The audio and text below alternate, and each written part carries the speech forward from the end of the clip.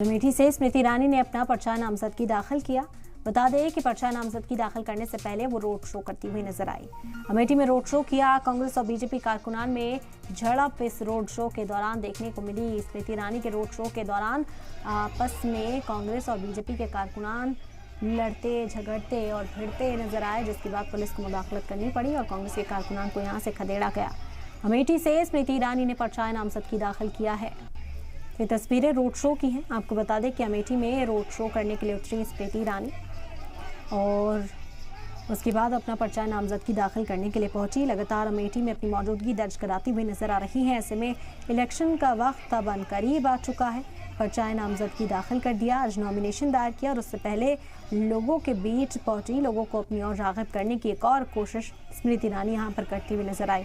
सभी की निगाहें इस पर भी टिकी है कि अब अमेठी से उनके अगेंस्ट कांग्रेस किसको मैदान में उतारती है। क्या राहुल गांधी पर ही दाव लगाया जाता है या फिर कोई और उम्मीदवार अमेठी से मैदान में आता है।